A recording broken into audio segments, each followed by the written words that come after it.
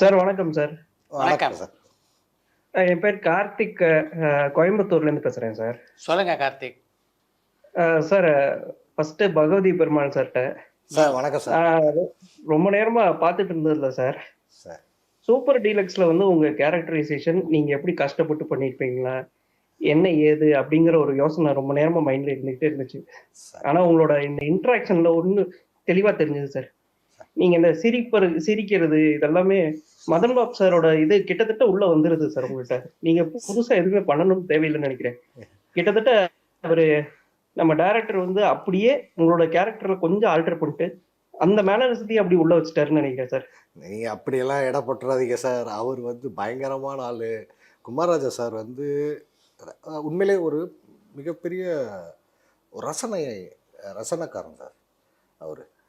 இன்னொன்னு வந்து நீங்க சொல்றது ஓகே சார். ஆனா குமாரராஜா சாரோட 2 படமுமே அவுட் ஆஃப் திஸ் வேர்ல்டு. அவரோட யோசனைகள், திங்கிங், அவரோட ஃப்ரேம் வரைக்குமே எல்லாமே ரொம்ப இன்ட்ரெஸ்டிங்கான ஒரு ஃப்ரேம். அதுல நீங்க ஒரு பார்ட்டா இருந்துட்டீங்க. ஏன் சார் அவர் அத்தனை படம் எடுக்கவே மாட்டேங்கிறாரு சார் அவரு? சார் நீங்க சொல்றீங்களா 2 படம் நீங்க சொல்ற மாதிரி படம் அமையணும்னா இவ்வளோ நேரம் தேவை. ஏன்னா அவரை ஆச்சரியப்படுத்தணும். அவர் அதை பண்ணி முடிக்கும் பொழுது ஒரு 2-3 வருஷம் ஆயிடுது. அதுக்கப்புறம் அதை ஆடியன்ஸையும் ஆச்சரியப்படுத்தணும் இல்லையா? அப்போ ஆடியன்ஸ் அவ்வளவு யோசிக்க வேண்டியிருக்குல்ல. இப்போ அந்த மாதிரி ஒரு ஆர்ட் ஃபிலிம் கிட்டத்தட்ட அது வந்து கமர்ஷியலா பெருசா போயிடுச்சா போலையான்னு சொல்ல முடியாத ஒரு தருணத்துல சூப்பர் டீலக்ஸ் இருக்கு. இப்போ இந்த மாதிரி ஒரு படங்கள்ல நீங்க நடிச்சிடுறீங்க சார். அண்ட் இந்த சேம் டைம் நல்ல கமர்ஷியலான ஒரு படத்துலயும் நடிச்சிடுறீங்க. தலைவர் இவர் அஜித் சாரோட படத்துல நீங்க நடிச்ச மாதிரி துணிவு. இப்ப அஜித் சார் படத்துல எல்லாம் நடிக்கும் போது ஒரு சில இது சீக்கிரமா ரிலீஸ் ஆயிடும். இப்ப நீங்க உங்க மனசுக்கு க்ளோஸா ஒரு சில கேரக்டர் எல்லாம் நீங்க பண்ணிருப்பீங்க. ஆனா அந்த படம் இன்னும் ரிலீஸ் ஆகாம அது உங்களுக்கு எப்படி சார் அது ஃபீல் ஆகும்? பெயின் தாங்க, அதுதான் பெயின் ஆக்சுவலா. இப்போ நீங்க சொன்னீங்கல்ல சூப்பர் டீலக்ஸ் வந்து தேட்டருக்கெல்லாம் இங்கே பெருசாக பண்ணல ரைட்டா. ஆனால் பிஸ்னஸாக இப்போ நெட்ஃப்ளிக்ஸில் வந்து கொரோனாவில் வந்து பார்க்கப்பட்ட 2 தமிழ் படங்கள் வந்து ஒன்று வந்து ஒத்த செருப்பு, இன்னொன்று சூப்பர் டீலக்ஸ். புரியுதுங்களா?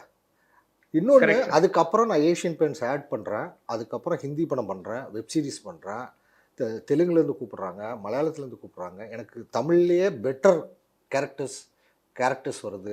இது வருதுன்னா நீங்க சூப்பர் டீலக்ஸ் சார் அதுக்கு முன்னாடியே நீங்க ஃபேமஸ் ஆயிட்டீங்க சார். இல்ல அப்படி பார்த்தா எங்க அம்மாவும் அப்பாவும் என்ன பெத்துக்கிட்டாங்க, அதனால தான் அப்படின்னு சொல்லிட்டு எங்க அம்மா அப்பாவுக்கு தான் கிரெடிட் கொடுக்கணும். அப்படி கிடையாது. ஆனா சூப்பர் டீலக்ஸ் நிகழ்ந்ததுக்கு அப்புறம் அதுதான் நான் சொல்றேன். பின்னாடியே போனீங்கன்னா நான் வந்து அந்த டைரக்டர் மீட் பண்ணது, நான் கார்த்திக் சாரை மீட் பண்ணது, அந்த மாதிரியெல்லாம் போயிட்டு இருக்கோம். ஆனால் சூப்பர் டீலக்ஸ் தான் அது நிகழ்த்துச்சு. ஏன் தெரியுமா? சூப்பர் டீலக்ஸ் வந்து உண்மையிலே சொல்கிறேன் சார், ரெஃபரன்ஸ் எங்கே பார்த்தாலும் நான் அங்கே போகிறேன், பாம்பே போகிறேன், நான் வந்து புதுசுன்னு நினச்சிட்டு போகிறேன். செம்ம மேட்ரு சார். என்ன மேட்ருன்னா, ஹியூமா குரேஷி கூட நான் ஹிந்தி படம் பண்ணுறேங்க, ரைட்டுங்களா? ஹியூமா குரேஷின்னு ஆக்டர் இருக்காங்களா, அவங்க கூட ராதிகா ஆப்தே, அவங்க கூட நான் ஆக்ட் பண்ணுறேன், ராஜ்குமார் ராவ். அப்போ அவங்க சொல்கிறாங்க, ஷூட்டிங்கில் ஃபஸ்ட் டே வந்து அவங்க வீட்டுக்கு பக்கத்தில் தான் ஷூட் பண்ணுறோம். ஸோ நான் ஒரு இடத்துல ரிலாக்ஸாக இருந்துட்டு, ஏன்னா படத்தில் ஃபஸ்ட்டு ஷாட்டு எனக்கு உள்ளதுலேயே பெரிய டைலாக், அந்த படத்துலேயே பெரிய டைலாக்கு எனக்கு ஃபஸ்ட்டு ஷாட்.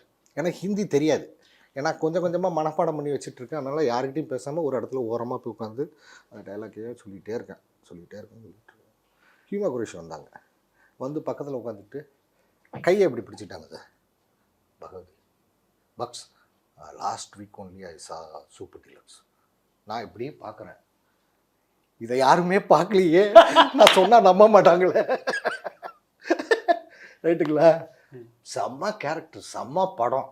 அவங்க ஆச்சரியம் இருக்குல்ல, அவங்க ரொம்ப லேட்டாக தான் பார்த்துருக்காங்க, பட் அவ்வளோ ஆச்சரியப்பட்டு. ஆமாம் சார். ஏன்னா ஒரு ஃபிலிம் ஃபீல்டில் இருக்கும் பொழுது அவங்களுக்கு நிறைய படங்கள் ஆச்சரியப்படுத்தாது, அவங்கள பேச வைக்குது இல்லை. அந்த இடத்துக்கு கொடுத்த எக்ஸ்பீரியன்ஸ் வந்து சூப்பர் டீலக்ஸ். அது சார் எனக்கு இன்னும் ஒரு சின்ன கிளாரிஃபிகேஷனு. இப்போ எனக்கு தெரிஞ்சு நீங்க வந்து இப்போதைக்கு நம்ம ஸ்டைலிஸ்ட் டைரக்டர்ஸ் அப்படின்னு நம்ம சொல்றதுல ஒன்று கௌதம் சார்ட்டையும் சரி, கார்த்திக் சுப்ராஜ் சார்ட்டையும் நீங்க ஒர்க் பண்ணியிருக்கீங்கன்றீங்க. இப்ப அவங்க 2 பேர்த்தையும் உண்டான ஒரு ஒற்றுமை, இப்ப டைரக்ஷன் அப்படின்ட்டா பொறுமை ரொம்ப வேணுங்கிறது ஓகே. அத தாண்டி ஒற்றுமைங்கிறது நீங்க என்ன பார்த்திருக்கீங்க? அவங்க வந்து இது இல்லாம இருந்திருந்தா இன்னும் பெட்டரா இருந்திருக்கும். அவங்களோட இது அப்படிங்கிறத நீங்க என்ன ஃபீல் பண்றீங்க சார்? ஒரு ஜேர்னலிஸ்ட் மாதிரி கேட்குறாரு கேள்வி. என்ன சார்? ஒரு ஜேர்னலிஸ்ட் மாதிரி ஆமா கேட்குறாரு. சார். ஒற்றுமை அப்படின்னு தெரியல. எனக்கு 2 பேருமே பயங்கரமா என்ஜாய் பண்ணுவாங்க. ஒரு ஒரு ஷாட் எடுக்கிறாங்கன்னா அதை அப்ரிஷியேட் பண்ணுறது இருக்குல்ல, அந்த மொமெண்ட்லேயே இருக்கும் அது. அதை வந்து 10 நாள் கழிச்சு அப்படிலாம் கிடையாது. கார்த்திக் சுப்பராஜ் வந்து ஒரு ஷாட்டை ப்ளே பண்ணி அசிஸ்டண்ட்டுக்கு போட்டு காட்டுவாப்புல. நான் சொல்லியிருக்கேன்னு நினைக்கிறேன் சார். அந்த ஷாட்டில் ஒரு பேனிக் ஷாட் வரும். சங்கிலி முருகன் சார் வந்து கிளாப் அடிப்பார் ஜிகர்தண்டாவில். அந்த படம் ஆரம்பிக்கும். அப்படியே ஒரு பேனிக் ஷாட் சாங்கில் இப்படி வரும். நான் கேமராவில் இப்படி சாஞ்சிட்டு இப்படி நிற்பேன். இந்த படத்தை உனக்கு எடுத்துட்டாலும் ஓடிட்டாலும் அப்படிங்கிற மாதிரி. ரைட்டுங்களா? அந்த இதை பார்த்துட்டு பேனிங்கை பார்த்துட்டு நான் நினச்சேன் நம்ம ஓவராக ஆக்ட் பண்ணி ஷார்ட்டை என்ஜி ஆகிட்டோம் போல இருக்கு, வந்து நம்மளை திட்ட போகிறாங்க அப்படிங்கிற மாதிரி நான் வெயிட் பண்ணிக்கிட்டு இருந்தேன். அசிஸ்டன்ட் டைரக்டர் கூப்பிட்டு காட்டுறாப்புல மானிட்டர். திருப்பி அசோசியேட் வந்தாப்புல. அப்புறம் வந்து சித்தார்த் இருந்தாப்புல, சித்தாப்பா கூப்பிட்டாப்புல. அப்புறம் கேமிக்கு கேமராமேன் இருந்தார், கேமரா கூப்பிட்டு போயிட்டு என்ன ஏதாவது தப்பாச்சுங்க? இல்லைங்க, கேமிக்கு தான் சொன்னார். நான் எவ்வளவோ படங்களில் பார்த்துருக்கேன், இந்த ஆட்டிடியூடில் கேமராமேன் இருப்பாங்க, ஆனால் நான் படத்தில் பார்த்ததே இல்லை. அது ஒரு பேனிங் ஷாட் சார். அது இப்போ பார்த்தாலுமே ரொம்ப தெரியாது. பட் அந்த ஷாட்டில் இந்த பெர்ஃபார்மன்ஸை ரசித்து சொல்லணும்னு இருக்குல்ல, கௌதம் சார்கிட்டே அது இருக்கும். இல்ல சில சமயத்துல நீங்க சொல்றத பார்த்தா நம்ம வேல்ராஜ் சார் வந்து அமீர் சார் கலாய்ச்சாரு ஒரு மாதிரி. அந்த அந்த கிட்டத்தட்ட அந்த மேனரிசம் நீங்க அங்க விடன்ட்டீங்க. ஐயா அது தெரியல எனக்கு, அதுக்கு இதுக்கும் சம்மந்தம் இல்லை. அந்த ஏன்னா எனக்கு கொடுத்த டிஸ்கிரிப்ஷன் என்னன்னா, நீங்கள் அமிதாப் பச்சன் அப்படின்னு சொல்லிட்டு ஹிந்தியில் நிறைய பேரை வச்சு ஆட் எல்லாம் பண்ண கேமராமேன், நீங்கள் வந்து தமிழில் வந்து ஒரு பையன் கூப்பிட்றான்னு சொல்லி வந்துட்டீங்க, வந்தால் இங்கே ஒரு ரவுடியை வச்சு ஹீரோவாக ஒரு படம் பண்ணிட்டு இருக்கானுங்க, உங்களுக்கு அது பிடிக்கவே இல்லை, இதெல்லாம் விளங்கிருமா? அது இந்த சாங்கில் போயிடுச்சு சார். ஆனால் ஷூட் பண்ண பொழுது என்னென்னா, ஒரு சீனை வந்து அவர் பெர்ஃபார்ம் பண்ணுவாப்புல, சித்தார்த் உடனே ரோல் பண்ணுங்கண்ணா, யூ மீன் திஸ் ஷிட் அப்படின்னு, இதுதான் ஆட்டிடியூட் அப்படின்னு சொல்லி ஃபிக்ஸ் பண்ணியிருந்தாப்புல. ஸோ அதை வந்து நம்ம ஒவ்வொரு ஷாட்லையும் கொண்டு வரணும்ல, அதானே நம்ம கான்ட்ரிபியூஷன். அண்ட் படம் முடிஞ்ச உடனே கார்த்திக் சுப்பராஜ் சொன்னாப்புல, ஐயா நான் இந்த இந்த இந்த ஒரு ஹீரோ டைரக்ட் பண்ணுறப்பல அதனால் ஒரு கேமராமேன் வேணும் அப்படின்னு மட்டும்தான் எழுதிட்டே தவிர்த்து நான் கேரக்டராக ஒன்றுமே எழுதலை, ஆனால் நீங்கள் பிரில்லியண்டாக அதை ஒரு கேரக்டராக மாற்றிட்டீங்க, ரொம்ப ஹாப்பி அப்படின்றப்பல அது பெரிய பிளெஸிங் சார். வித் தட் இப்போ என்னோட கடைசி கேள்வி சார். இப்போ we are seeing a phase where we have actors like you, Guru Somasundaram sir, நீங்க எல்லாருமே எப்படின்னா கேரக்டருக்காக நீங்க ஒரு ரோல் எடுத்துட்டு, அந்த இப்ப மம்முட்டி சார் சொல்ற மாதிரி அவர் ஒரு சில இது மீட்டருக்காக பண்ணுவாரு, ஒரு சில இது மேட்டருக்காக பண்ணுவாரு. அந்த மாதிரி கேரக்டருக்காக நீங்க அதையும் நீர்த்து போக விடாம ஒரு கேரக்டர்ல இப்ப நீங்க சொன்ன மாதிரி நிறைய இன்கார்பரேஷன்ஸ்லாம் நிறைய பண்ணிட்டு இருக்கீங்க. இப்படி பண்ணும்போது நீங்க ஆன் த ஸ்பாட் இம்ப்ரோவைஸ் பண்றீங்க இல்லையா சார்? இப்போ உங்களுக்குன்னு இப்ப ஆஃப் லேட் இந்த மாதிரி ஒரு கேரக்டர் பண்ணோம், அந்த மாதிரி ஒரு கேரக்டர் பண்ணோம் அப்படின்னு ஏதாவது எண்ணம் வந்திருக்கா சார்? நிறைய இருக்கு. எனக்கு கேங்ஸ் ஆஃப் வாசிப்பூரில் நவாசுதீன் சித்திக் பண்ண மாதிரி ஒரு கேரக்டர் பண்ணோம். இப்போ எனக்கு அந்த அந்த கிளாஸ் ஆஃப் கேரக்டர் தான் இமானுவேல் ப்ளூ ஸ்டார், ரைட்டுங்களா? அது யாருக்கும் எனக்கு வரவே வராது. யாருமே என்ன வந்து அந்த கேரக்டரில் உட்கார வச்சு பார்க்க மாட்டாங்க. நானே டைரக்டராக இருந்தாலும் நான் பண்ண மாட்டேன், ரைட்டுங்களா? வேறு யாரையோ நான் எதுக்கு சொல்லணும்? ஆனால் அது வந்து ஒரு சூழ்நிலை காரணமாக அவங்களுக்கு ஷூட்டிங் ஆரம்பிக்கிறாங்க, ஒரு 35 நாள் டேட் வேணும், நல்லா பெர்ஃபார்ம் பண்ணக்கூடிய கேரக்டரு. ஆனால் யார் போடலான்னு அவங்க பண்ணிக்கும் பொழுது கமிட்டான ஒரு ஆர்டிஸ்ட் வந்து கடைசி நிமிஷத்தில் வர முடியல. அப்போ ரஞ்சித் தான் சொல்லியிருக்காரு, இல்லை பக்ஸ் போடுங்க கரெக்டாக இருக்கும் அப்படின்னு. அப்போ டைரக்டர் ஜெயக்குமார் வந்து எனக்கு ஃபோன் பண்ணுறாரு, ஃபோன் பண்ணி இந்த மாதிரி ஸ்கிரிப்ட் படிச்சிட்டிங்க, நல்லா இருக்குன்னு சொன்னதாக சொன்னாங்க சார், ஆனால் எனக்கு வந்து இந்த கேரக்டர் நீங்கள் செட் ஆக மாட்டீங்கன்னு தோணுது சொன்னார் சார் ஃபஸ்ட்டு காலில். நீங்கள் வாங்க, நான் ஒரு 2 நாள் நான் உங்களை வச்சு ஷூட் பண்ணுறேன், செட் ஆச்சுன்னா நம்ம கண்டினியூஸாக ஒர்க் பண்ணுவோம், இல்லைன்னா நீங்கள் கோவிச்சிக்காமல் நீங்கள் எனக்கு வேறு படத்தில் நம்ம ஒர்க் பண்ணிக்கலாம் சார் சொன்னார்ல பெரிய. அதான் சார் நானும் சொன்னேன் ஃபோனில், ஒரு ஃபஸ்ட்டு படம் பண்ணுறீங்க, உங்களுக்கு எந்த ஒரு தயக்கமோ பயமோ இல்லை இதை சொல்கிறதுக்கு, ஒரு நேர்மையாக இருக்கணும்னு நீங்கள் சொல்கிறீங்களா, எனக்கு அது பிடிச்சிருக்கு, நான் வரையா, உங்களுக்கு பிடிக்கலன்னா நான் ஒன்றுமே வாங்காமல் நான் வந்துடுறேன், ஒன்றும் பிரச்சனை கிடையாது, நான் வர்றேன். எனக்குமே அந்த டவுட் இருக்குது, நான் இந்த கேரக்டர் உட்காருவேன்னா நான் பண்ணணும். வந்துட்டு முதல் நாள் ஃபுல்லாக வெயிலில் உட்காந்தேன் சார். எண்ணெயை தடவிட்டு அந்த சைடு பார்த்தா அசோக் செல்வன் எண்ணெயை தடவிட்டு வெயிலில் உட்காந்துட்டு இருந்தாப்புல, நான் இந்த சைடு வெயிலில் உட்காந்துட்டு இருந்தேன். அதுக்கப்புறம் கொஞ்சம் டேன் ஆயிடுச்சு. அதுக்கப்புறம் மீசை தாடி இதெல்லாம் ஒட்டி பார்த்தோம். அப்போ தாடி வந்து ரொம்ப ரொம்ப டிப்ரெஸிங்கான ஒரு இடத்துக்கு கொண்டு போச்சு. அதனால் தாடியை எடுத்துகிட்டு வெறும் மீசை மட்டும் வச்சுக்கலாம். நான் சொன்னேன் மீசை கூட வேணாங்க. இல்லைங்க, எனக்கு பக்ஸுன்னு யாரும் பார்க்கக்கூடாது, இமானுவேலாக தான் பார்க்கணும் அப்படின்னு சொல்லிட்டு டைரக்டர் சொன்னார். சரி அப்படின்னு சொல்லிட்டு ஒரு 3வது நாள் மீசை ஒட்டி ஒரு க்ளோஸ் அப் எடுத்தாப்புல சார். ஃபஸ்ட்டு வந்து அந்த பிச்சு ரோல் பண்ணுவோம்ல, அந்த ரோல் பண்ணுற இதில் உட்காந்துட்டுருங்க. இந்த ரெண்டு டீம் பசங்களும் விளையாடிட்டு இருக்காங்கன்னா, சண்டை போட்டே விளையாடிட்டு இருக்கானுங்க. இவனுங்களுக்கு தான் ஏதோ ஒன்று பண்ண போகிறோம், என்ன பண்ண போகிறோன்னு தெரியல, இவனுக்கு இப்படி அடிச்சுக்கிட்டு இருக்கானுங்களே அப்படிங்கிற ஒரு தாட் ப்ராசஸ் மட்டும் வச்சுட்டு பார்த்துட்ருங்க, ஒரு அக்கறையாக பாருங்கள் அப்படின்னாரு. சரிங்க பண்ணுறேன் அப்படின்னு சொல்லிட்டு நான் இப்படி உட்காந்துட்டு ஐபால் மட்டும்தான் மூவ் ஆச்சு, ஃபேஸ் மூவ் ஆகலை, ஃபேஸில் எதுவும் மூவ் ஆகலை. அப்படியே பார்த்துட்டு இருந்தான். ஒரு 10 செகண்ட் இருக்க வேண்டிய ஷாட்டு 30 செகண்ட் வரைக்கும் அவர் ரோல் பண்ணார். ரோல் பண்ணிவிட்டு முடிச்சுட்டு ஓடி வந்தார். ஏதோ கரெக்ஷன் சொல்ல ப்ராப்ளம் இருக்குது, எதுவுமே நம்ம ரொம்ப சட்டிலாக அமுக்கி ஒன்றுமே தெரியாத மாதிரி பண்ணிட்டோம் போல இருக்குது அப்படின்னு சொல்லிட்டு வந்தால் கட்டி பிடிச்சாப்புல. ஆனால் நான் சொன்னது எல்லாமே உங்கள் ஃபேஸில் தெரிஞ்சுதானே, இதானே கேரக்டர், இன்னும் ஒரு சீன் மட்டும் ஷூட் பண்ணிடலான்னு சொல்லிட்டு அவருக்கு கையில் அடிபட்டதுக்கப்புறம் டீ கடையில் வந்து பாரு அம்மா என்னடா சொன்னாங்க அப்படின்னு சொன்னால், அம்மா அழுதாங்க, அவங்க போட்ட சாபத்தினால தான் கத்தர் கையை உடைச்சிட்டாருன்னு. ஆமாம் அப்படின்னு சொல்லிட்டு அந்த சீனை மட்டும் ஷூட் பண்ணோம். அதுவும் செட் ஆகிடுச்சு. ஆனால் நீங்கள் தானே இமானுவேல் அப்படின்னு சொல்லி ஃபிக்ஸ் பண்ணார். எனக்கு அது ரொம்ப ரொம்ப ஹாப்பியாக இருந்தது சார். ஏன்னா ஒரு படத்தை எப்படியாவது பண்ணிட மாட்டோமான்னு ஒரு பதட்டம் இல்லை, டைரக்டருக்கு அந்த கன்விக்ஷன் ரொம்ப முக்கியம். ஆமாம், தான் நினச்ச விஷுவலைஸ் பண்ண கேரக்டரை திரையில் கொண்டு வரணுன்ற அந்த கன்விக்ஷன் இருக்கு, that is very very important. So final படம் அப்படி வந்ததுக்கு வந்து ஆச்சரியமே கிடையாது. பயங்கர தன்மையான மனுஷன் சார். நாங்கள் 2 பேரும் இருப்போம். எனக்கு மோஸ்ட்லி நான் ஸ்பாட்டில் தான் சார் இருப்பேன். நான் ஒர்க் இல்லைனாலும் அப்படியே இருப்பேன். திடீர்னு வருவாப்பில், ஆனால் ஒரு 5 மினிட்ஸ் வாக் போவேன். ஏதாவது இங்கே ஒரு டென்ஷனாக இருக்கும், ஒரு செட் லைட்டிங் பண்ணுறதுக்கு ஆகும். அன்றைக்கி எதுவும் நிறைய ப்ரெஷர் சார். ஏன்னா அந்த பட்ஜெட்டில் ஷூட் பண்ணக்கூடிய கதை அது கிடையாது. ப்ரொடியூசர்ஸும் நல்லா ஹெல்ப் பண்ணாங்க. ஆனால் திடீர்னு மழை பெய்யும். மழை பெய்தா சரி வேறு சீனை ஷூட் பண்ணலாம், சின்ன பசங்க மாண்டேஜ் அதை ஷூட் பண்ணலாம். 2வது நாள் மழை பெய்யுது, 3வது நாள் மழை பெய்யுது. எப்படி பண்ணுவீங்க அந்த பட்ஜெட்டில்? ஆனால் ஒன்றும் பண்ண முடியாது. நம்ம கிரவுண்டை எஸ்டாப்ளிஷ் பண்ணியாச்சு, அது வந்து காஞ்சி போன கிரவுண்டுன்னு சொல்லியாச்சு, ட்ரை ஏரியான்னு சொல்லியாச்சு. அப்போ வந்து மழையை தண்ணியை வந்து சாங்கு ரொமான்ஸு அதில் வேணால் காட்டிக்கலாமே தவிர்த்து இதில் காட்ட முடியாது. ஸோ வெயிட் பண்ணி தான் பண்ண முடியும்.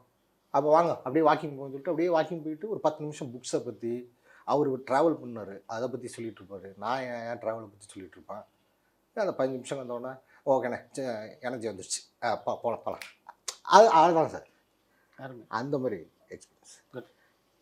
Sir wonderful, thank you for sharing your experience. இப்போ நாங்கள் பார்க்குறத விட நிறைய நீங்கள் சொல்லும்போது அந்த இதுக்கு நடிப்புக்காக நிறைய பேர் தவறு இருக்கிறவங்களுக்கு இதெல்லாம் பெரிய எக்ஸ்பீரியன்ஸ். அதாவது வெயிட் பண்ணுறது, இல்லை ஒரு சீன் கன்சீவ் பண்ணி அதை எடுக்கிறதுக்கு எவ்வளோ டைம் எடுத்துக்கணும், அதெல்லாம் பெரிய விஷயம் sir. Thank you sir. And Bagavathi Perumal sir, உங்கள் பேரில் இன்னும் நிறைய படம், பகவதி பெருமாள்ங்கிறது வேற ஏதாவது படம் பேர் போட்டு இப்படி உங்கள் பேர்லேயே மெயினாக வச்சு அடுத்த இதில் வரணும்ன்று எங்களுடைய ஆவல் இருக்கு சார். நிறைய பெரிய படங்களாக பண்ணுங்க தயவுசெய்து. எங்களுக்கு இந்த மாதிரி சில விஷயங்கள்லாம் காட்டுங்க. சூப்பர் டீலக்ஸ் மாதிரி கொஞ்சம் வினோதமான ஒரு கேரக்டரைசேஷன்லாம் காட்டுங்க. we are waiting for you sir. And sir Chitra sir எனக்கு தெரிஞ்சு சார் நீங்க இந்த லைவ் போட்டோன்னு முதல் சந்தோஷப்பட்டது நான் தான் சார். எப்படி இருந்தாலும் ஒரு முறையா பேசிடணும் உங்ககிட்ட அப்படிங்கிற லைவ் வந்தோன்னே எத்தனை பேர் வாட்ச் பண்றாங்க என்ன இதெல்லாம் பார்த்துட்டு முதல் வேலையா கால் பண்ணோம் ட்ரை பண்ணிட்டு ஃபர்ஸ்ட் டைமே ட்ரை பண்ணிட்டேன் சார். அப்போ வந்து நிறைய தடவை கால் போச்சு, ஒரு தடவை கூட அட்டெண்டே ஆகலை. அதுக்கப்புறம் போய் ஹலோ ஹாய் அப்படின்லாம் போட்டு மெசேஜ்லாம் அனுப்பிட்டு இருக்கு, ரீட் ஆகும். ஆனால் வந்து ரெசிப்ரோகேஷன்ல வராது. அப்பப்போ இந்த வீக்கெண்ட் மட்டும் இந்த வியூவர்ஷிப்புக்காக மெசேஜ் மட்டும் வரும். ஸ்பான்சர் சார் நானும் சப்ஸ்கிரைப் பண்ணி வச்சிருக்கேன். இந்த 10,20,000 நானும் ஒருத்தன் சார். இப்போ இப்ப இந்த இன்டர்வியூ நடந்துட்டு இருக்கும்போதே சார், பக் சாருக்கு வந்து நடுவுல கால் வருது. நீங்க காதுல ஒரு இது வச்சுட்டு இருக்கீங்க. அவர் ஒண்ணு வச்சுக்கிட்டு இருக்காரு. அட் அ டைம் நான் பேசுறத மட்டும் நீங்க கேட்கலங்கிறது நல்லாவே எனக்கு தெரியுது சார். உங்க வயச நான் கேட்கல. ஆனாலும் உங்கள் இளமையின் ரகசியம் என்ன? உங்களோட இந்த இந்த ஞாபக சக்தியின் ரகசியம் என்ன? அதுக்கு ஏதாவது இது வச்சிருக்கீங்களா? நீங்க தனியா ஏதாவது லேகியம் கீகியம் சாப்பிட்டுட்டு இருக்கீங்களா? உங்கள மாரி ஆற்றோட தொடர்ந்து பேசக்கூடிய ஒரு வாய்ப்பு கிடைக்குதுல்ல, அதுதான் இது முக்கியமான விஷயம். சார் இது ஆக்சுவலா நாங்க சொல்லுவோம் சார். வாத்தியாரு நாங்க. நாங்க சொல்றது என்னன்னா, எப்படி எப்ப பார்த்தாலும் ஒரே மாரி பேசிட்டு இருக்கீங்க அப்படின்னு. நாங்க யங்ஸ்டர்ஸோடயே இருக்கோம். அதனால நாங்களும் அப்படியே இருப்போம் அப்படின்னு அது பேசுவோம். அதுதான். எங்க ஊருட்ட எங்கள்ட்டயே சொல்றீங்களே சார் நீங்க. எனக்கு நீங்க ஏங்க சொல்றீங்கன்னு ஊருக்குன்னு தெரியாதுல்ல. சொல்றீங்க? எனக்கு தெரியுமா? இல்ல நியாயம் தானே சார். எப்படி இருந்தாலும் சடனா இந்த இந்த மாரி ஆனா multi tasking at a time பண்ணிட்டு இருக்காரு சார். சான்ஸே இல்ல. உங்களோட இதுக்கு ஸ்பேஸுக்கு நீங்க இன்னும் நெறைய படமும் நடிச்சுக்கிட்டு இருக்கீங்க. இந்த இதுவும் பண்ணிட்டு இருக்கீங்க.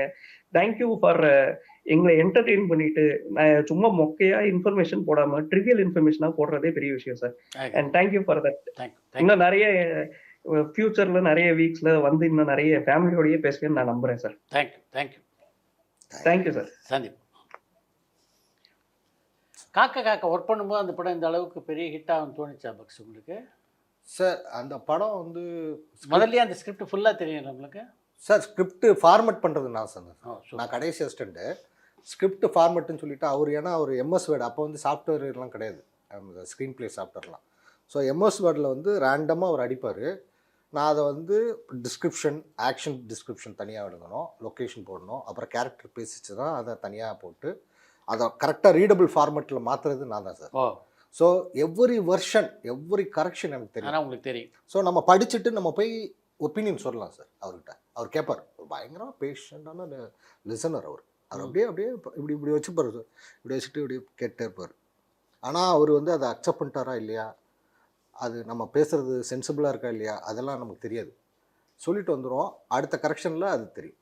கேரி பண்ணி. ஆமாம், அவர் சம்டைம்ஸ் கரெக்ட் பண்ணியிருப்பார், சம்டைம்ஸ் கரெக்ட் பண்ணியிருக்க மாட்டார். ஓகே, அவருக்கு அது நம்ம பேசுனது வந்து சொன்னது வந்து அப்பீல் ஆகும். சரின்னு தோணினா எடுத்துக்குவார். அவர் வந்து அதை எதுவுமே வார்த்தையாக சொல்ல மாட்டார் சார். ஆனால் இருக்கும் அந்த ஸ்கிரிப்ட் சேஞ்ச். சம் கரெக்ஷன் இருக்கும். சில டைம் வந்து லொக்கேஷனை மாற்றிருப்பார், இல்லை ஃபுல் டைலாக்கையும் மாற்றிருப்பார். சம்டைம்ஸ் அப்படியே விட்டுருவார். அவர் ஏற்கனவே எழுதுனது தான் இருக்கும். அப்போ அவருக்கு வந்து அதுதான் கரெக்டுன்னு அவருக்கு தோணியிருக்கு, அவ்வளோதான். அதை எதுவுமே வார்த்தைப்படுத்த மாட்டார். ஸோ ஃபார்மேட் பண்ணிகிட்டே இருப்பேன் சார். அந்த ஸ்கிரிப்ட் ரொம்ப காம்ப்ளெக்ஸான ஸ்கிரிப்ட் நான் சொன்னல சார். கௌதம் சார், மணிகண்டன், எனக்கு 3 பேருக்கு தான் சார் டைரக்ஷன் டீமில் வந்து என்ன என்ன என்ன ஆர்டரில் அந்த சீன் வரப்போகுதுன்னு தெரியும். ஸோ வந்து நான் மற்ற எல்லாருக்குமே இருக்கும், அவங்க ரெஃபர் பண்ணி பார்த்து சொல்லுவாங்க. நாங்கள் 3 பேர் தான் வந்து மைண்டில் அது இருக்கும். ஸோ அப்படி இருக்கும் பொழுது சார் அது கரெக்டாக வருதுன்னு தெரியும். ஆனால் மேஜிக் எங்கே தெரியுமா சார் நடந்தது? எடிட்டிங்கில். ரைட்டிங்கில் இருக்குது, பட் அது எடிட்டிங்கில் வரும்போது எவ்ரி ஷார்ட் 3 மினிட்ஸுக்கு 3 செகண்ட்ஸுக்கு மாறிட்டே இருக்கும் சார். ஒரு ஷாட் வந்து 3 ஃப்ரேம் வச்சுருந்தார். 3 ஃப்ரேம் இல்லை சார், 7 ஃப்ரேமோ 6 ஃப்ரேமோ வச்சுருந்தார் வெறும் ஒரு ஷாட்டு. நெகட்டிவ் கட்டிங்கில் பண்ண மாட்டேன்னு சொல்லிட்டாங்க. ஏன்னா ஒரு ஷாட்டு ரெஜிஸ்டர் ஆகிறதுக்கு மினிமம் 8 ஃப்ரேம் இருக்கணும். 8 ஃப்ரேம் இருந்தால் தான் ரெஜிஸ்டரே ஆகும். நீங்கள் 6 ஃப்ரேம் வச்சுருக்கீங்க. இது தப்பு, எடிட்டருக்கு தெரியல, அவர் டிஜிட்டலில் பண்ணுறதுனால. அப்போ ஆவிடில் பண்ணார் சார். ஆவிடில் பண்ணனால நீங்கள் வந்து பண்ணிட்டீங்க, நெகட்டிவ் கட் பண்ண முடியாது, கட் பண்ணால் ரெஜிஸ்டரே ஆகாது, தப்பு இது அப்படின்ட்டாங்க. அப்புறம் மணிகண்டன் தான் போயிட்டு அது எங்கே வருது அப்படின்னு சொல்லி ஹாஸ்பிட்டலில் மெமரிஸ் வருங்களா சார், அப்போ வரும் சார் 6 ஃப்ரேமு 5 ஃப்ரேமு. இல்லை பாரதி ராஜா படத்தில் இப்படி தான் வைப்பார். கரெக்ட் அப்படின்னு வரும். அது ரெஜிஸ்டர் ஆகிருக்கும். ஏன்னா நம்ம ஏற்கனவே பார்த்த விஷுவல் தான், புது விஷுவல் கிடையாது. இந்த ஃப்ரேம் ரெஜிஸ்டர் ஆகாதுன்றதுனால இன்டர்மீடியேட்டில் எடுத்து மாற்றி பண்ணுவாங்க அப்போ. ஓகே, நெகட்டிவ்ல இல்லையா சார்? ஆமாம். ஸோ ஏன்னா அவ்வளோ கட் பண்ணிங்கன்னா பண்ண நெகட்டிவ் முடியாது. நெகட்டிவ் 3 ஃப்ரேம்ஸ் 4 ஃப்ரேம்ஸ் பண்ண முடியாதனால ஃபுல்லாக இன்டர்மீடியேட் எடுத்துகிட்டு ஜாயின் பண்ணுவாங்க. ஸோ அப்படி பண்ணுது சார். ஸோ அதை ஆர்ஆரோட அப்புறம் பார்க்குறோம். ஸோ எவ்ரி ஸ்டேஜ் பார்க்கும்பொழுது அது சர்ப்ரைஸ் பண்ணிகிட்டே இருக்குது சார். அண்ட் அன்பிலியபிளி நான் அப்போ குரோம்பேட்டில் தங்கியிருந்தேன். ஆஃபீஸுக்கு வந்து 21Gயில் வருவேன் சார். அப்போ வந்து கரெக்டாக கிண்டியில் நிறைய பொண்ணுங்கள்லாம் வருவாங்க, காலேஜ் பொண்ணுங்க.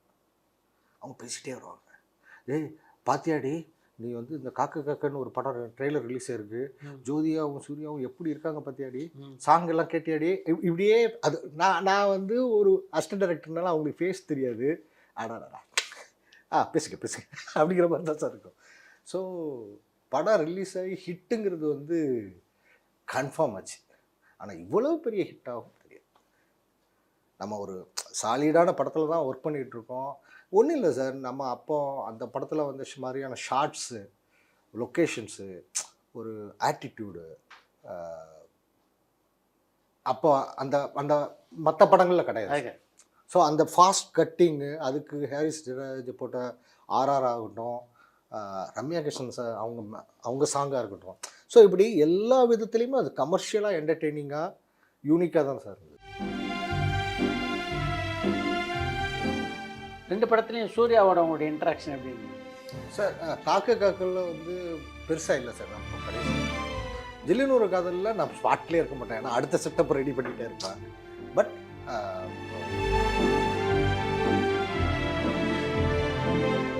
ப்ராப்பர்ட்டி எடுத்துக்கிறது கிராஸ் பண்ணிட்டாருன்னா டக்குன்னு கையை பிடிச்சிருப்பேன். அது ஒரு மாதிரி இந்த மாதிரி தான் கையை பிடிச்சாரு. என்ன பகவதி, பல திரைப்படக் கல்லூரி மாணவர்கள் வந்து துணிச்சலாக சினிமா உலகத்துக்குள்ளே வந்ததில் வந்து ஆபாவானுடைய பங்கு பெரிய பங்கு. இன்ஃபேக்ட் வந்து நடுவில் கொஞ்சம் பார்த்தாக்கான என் கேரக்டர் தான் நான் பண்ணேன். பட் ஒரு 4 வருஷத்துக்கு முன்னாடி இருந்த பக்ஸு, அப்போ ஒரு மெச்சூரிட்டி இருக்காதுல்ல சார், மெச்சூரிட்டி இருக்காது.